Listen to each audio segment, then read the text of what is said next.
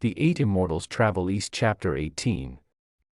We're exploring an incredible Chapter 18 of Journey to the East. Yeah, and to be clear with you listening, this isn't just, a fantasy story about magic and immortals flying around on cranes. Right. It's a really profound exploration of what it actually takes to transcend the ordinary world. We first have to travel to what has to be one of the most majestic and, frankly, frustrating mountain retreats in all of literature. Mount Hua. Yeah, Mount Hua. It serves as the ultimate archetype of the sacred space. It really does. The text paints this remarkably vivid picture using poetry. It describes a mountain that literally touches the sky, just completely swallowed by glowing clouds and rosy mists. And there's this 1,000-foot waterfall that looks like a massive strip of white silk draped down the rocks. Plus, the landmarks have names that scream spiritual perfection. Oh, yeah, like the heart-resting cave. Yes, and the life-securing bridge. It sounds like an environment that's just meticulously engineered for enlightenment. Right, because historically, ancient ascetics believed that physical elevation and, geographical isolation were prerequisites for spiritual purity. Just getting away from it all. Exactly. You remove yourself from the noise, the politics, the dirt of the secular world just to refine your internal state. So into this flawless environment walk our two protagonists, right? The brothers Zhongli Quan and Zhongli Jin. They arrive at a spot called the Three Peaks, construct a simple grass hut, and dedicate themselves entirely to cultivation and meditation. They put in the work. Day and night, no distractions. They really execute the traditional ascetic playbook to the letter. Yet, after a whole year of intense, daily, rigorous practice in this absolutely pristine setting, they achieve nothing. Zero. Right. The narrative implies they do not catch a single shadow of success. Yeah. It's maddening. You do the silence, you follow the instructions, and you fail. Yeah. So why does the text make such a massive point of showing them fail in an environment that is theoretically perfect? Well, I think the author is actively subverting the expectation of spiritual bypassing. Spiritual bypass. Yeah, so spiritual bypassing is the tendency to use spiritual ideas and practices to basically sidestep unresolved personal issues or worldly responsibilities. The text is making a core philosophical argument here. Isolation and beautiful scenery alone cannot manufacture enlightenment. Right. You cannot meditate your way out of the human condition by simply ignoring humanity. The sacred mountain acts as a testing ground, sure, but it's a spiritual dead end if you turn entirely inward to the exclusion of the outside world. So sitting in the heart-resting cave is insufficient. That reframes everything. If physical isolation is a dead end, where does the actual growth happen? Exactly. Because the failure on the mountain forces the brothers to look outward. They leave their sanctuary, and immediately they're hit with a devastating reality check just beyond the mountain's borders. Yeah, they encounter a horrific famine. And the contrast there is intended to be deeply jarring. It's insane. You go from an idyllic waterfall of white silk to dirt roads literally choked with starving people. The text is brutal in its description. Yeah. The old and the weak are dying in ditches. The strong are scattering in pure desperation, just trying to survive the societal collapse. Right. And Quan is deeply moved by this scene. He's sighing, he's lamenting how pitiful the suffering is. But his brother Jian refuses to let it stop at mere sympathy. Jian drops this massive philosophical challenge. He says, saving people and benefiting things is the heart of a benevolent person. You know, the way of alchemy. If you don't save these people, what is the point of becoming an immortal? Yeah, Jian really acts as the voice of moral necessity here. Notice how he explicitly ties spiritual legitimacy to social responsibility. He does, yeah. He's asserting that possessing profound knowledge or power without applying it benevolently is fundamentally meaningless. So Quan responds with massive action. He gathers base metals like copper and tin. He uses a spiritual medicine and fire, and he literally alters the molecular structure of the metal. Turning it into precious treasure. Exactly. He distributes this newly created wealth broadly to the poor, and the text says he saves millions of families from starvation. It's an incredible moment. But wait, hold on a second. That raises a massive red flag for me. Oh, yeah? What's that? Well, Quan already knew how to turn base metal into treasure. Like, he had this world-altering alchemy knowledge the entire time he was meditating. Oh, right. Yeah, he held the technical knowledge of alchemy long before the famine. Absolutely. Which means he was sitting in a grass hut on Mount Hua for a year, hoarding the ability to save millions of lives, just trying to level up his own personal spirituality. Yeah, it's pretty damning when you think about it. He only acted when his brother openly guilt-tripped him. I mean, if you are listening to this right now, you are probably someone who consumes a lot of knowledge. You read the book, you optimize your life. Yeah. But this text is challenging that behavior directly. What good is all that optimization if you are just hoarding it for yourself? That is precisely the contradiction the narrative demands we grapple with. It reveals the ancient perspective on the nature of knowledge. Possessing a skill, even a magical one like transmutation, is merely data. It's just a tool. Exactly. It is potential energy. Quan possessed the technical tool, but he lacked the spiritual maturity to understand what the tool was actually for. He treated enlightenment as a solo sport. He did, and the text argues forcefully against that.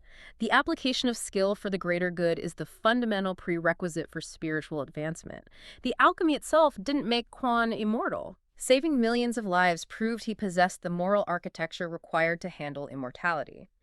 Until he used his power to relieve mass suffering, he was just a technician playing with chemistry in a hut. That completely reframes the entire concept of mastery. Mastery isn't what you know. It is how your knowledge serves others. Perfectly said. And it is only after Quan saves these millions of lives that the universe finally decides he is ready for the real, top-tier esoteric secrets. The cosmic doors swing wide open. Really? Yeah. Because of his monumental good deeds, higher beings intervene. An upper immortal named Wang Zhuanfu descends from the heavenly ranks specifically to teach Quan a method of long life. But the instructions are not a straightforward manual. They're incredibly cryptic. Well, esoteric traditions historically obscure their most powerful techniques in deeply symbolic language. Okay, but listen to the poem Wang gives him. Keep the heart calm and circulate essence. Open Kunlun, release the 7 orifices, gather vital energy in the 9 heavens, break through the Jade Gate. And then later, another mentor, Huayang Zhenren, arrives to teach him Taiji swordplay and fire talisman internal alchemy. This sounds like an incredibly vague tech manual that assumes you already know how to build a computer from scratch. It does sound like that. If I'm Quan, I am asking how I am supposed to physically break through the Jade Gate. Let's break down the mechanics of that language. What we're looking at is the tradition of Naden, or internal alchemy. Okay, so how does that actually work? Because swinging a Taiji sword inside your own body sounds fatal. Right, yeah. Think of it like a computer user interface. When you drag a file into the trash can icon on your desktop, you aren't actually moving a physical piece of paper into a physical bin. Obviously. You're using a visual metaphor to execute a complex string of hidden code that deletes data. Internal alchemy works on a very similar principle. Oh, I see. It uses the physical geography of the macrocosm, like the external universe, mountains, the heavens, to represent and manipulate the microcosm of the human nervous and energy systems. That makes perfect sense. So Kunlun is a visual icon for a specific piece of hardware in the body. Exactly. The Kunlun Mountains are massive, towering peaks in reality. In Naiden, Kunlun serves as the metaphorical icon for the crown of the head, the highest point of the body. Ah, okay. The 7 orifices refer to the eyes, ears, nostrils, and mouth. And the Jade Gate usually represents the base of the spine or a dense energetic block within the nervous system. Wow. Yeah, so the practitioner is not literally hiking a mountain. They're using profound, focused visualization, the fire of consciousness, to direct physical heat and physiological changes through these specific bodily centers. Visualizing the metaphor is the mechanism for altering the physical state. That totally explains the next chapter of Quan's journey. Right. Armed with these internalized metaphors, he travels alone to a specific spot on Kongtong Mountain called the Purple Gold 4 Edicts Peak. And out of nowhere, a solid stone cliff violently roars. Just opens up. Yeah, it makes a massive concussive sound and physically splits open like a door. Inside, he finds a jade box containing the ultimate secret immortal formulas. And the second he retrieves the box and steps back outside, the rock face seals shut behind him. The earth itself, acting as a vault, is a classic trope here. It emphasizes that the deepest secrets of the universe cannot be stolen or bought. You have to earn them. Exactly. The environment only yields them to someone who has proven their moral worth, just as Quan did with the famine. So now Quan holds the secret formula in his hands. He has the physical book, the literal code. He heads back to his brother at the 3 Peaks and begins to practice. And the environmental response is completely spectacular. 5-colored, auspicious clouds fill the entire room. Immortal music begins playing out of nowhere. It is a full cinematic light and sound show. It's a huge moment of validation. And then a celestial crane flies in and drops a massive narrative bombshell. The crane tells Quan the Jade Emperor has a command. welcoming you back to heaven, and you will resume your old post. Resume his old post. That single phrase carries immense weight. It changes the entire context of the story. Does this imply Quan was already a celestial bureaucrat who was just doing a temporary stint down on Earth? Yeah, that's the implication. Because if he was an immortal slumming it as a human all along, that seems to negate the struggles he just went through. The fasting, the failing on the mountain, the moral crisis with the famine, was the entire game rigged in his favor from the start. You've hit on a centuries-old debate within Chinese mythology regarding destiny versus personal agency. Or Yeah. The implication here is that Quan did indeed have a pre-existing celestial identity.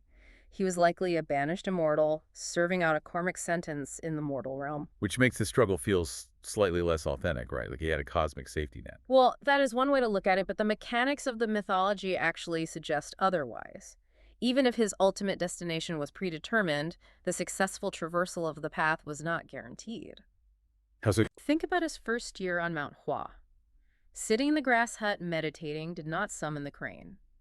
If it was simply a matter of waiting out a timer, he wouldn't have needed to act. Oh, I see. He had to actively rediscover his empathy. Precisely. He had to choose to save the starving masses, he had to decipher the cryptic user interface of his own nervous system, and endure the grueling internal alchemy. Right.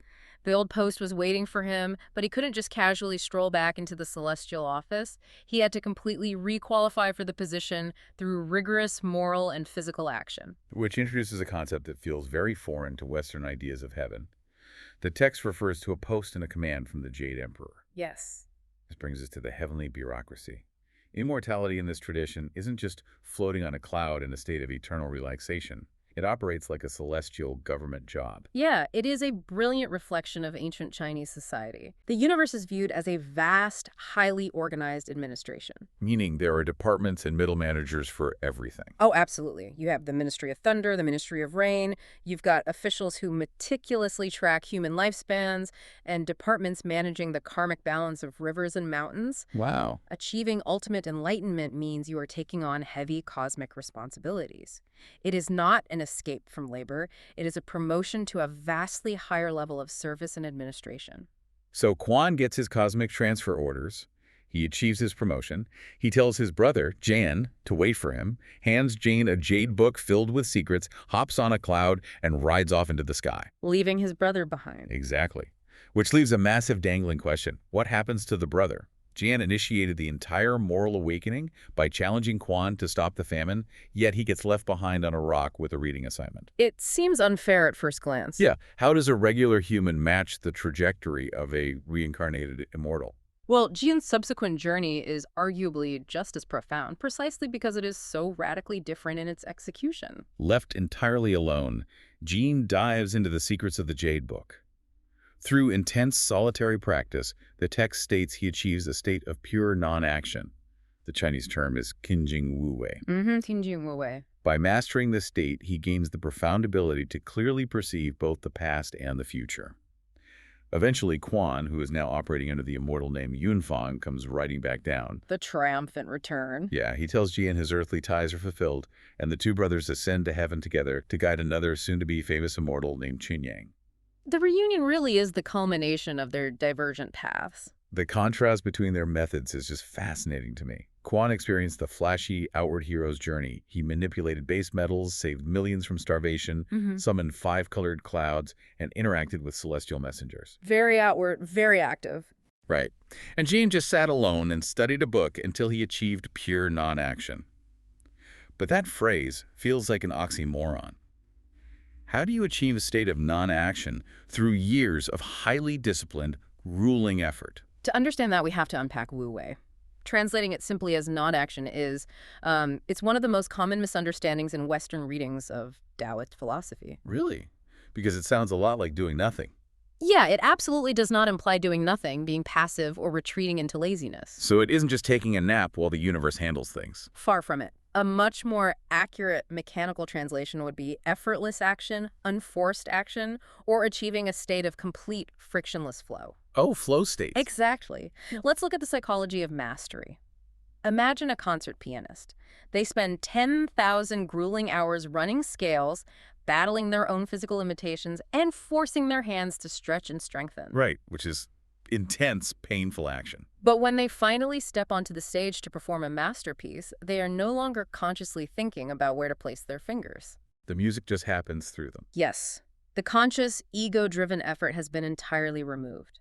The grueling foundational work was required solely to eliminate the friction of the intellect. Wow, that's beautiful.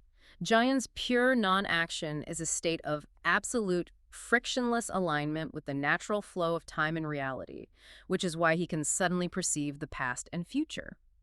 The intense solitary study was the 10,000 hours of scales required to remove his ego from the equation. So the effort is mandatory to reach the point where effort is no longer necessary. Spot on.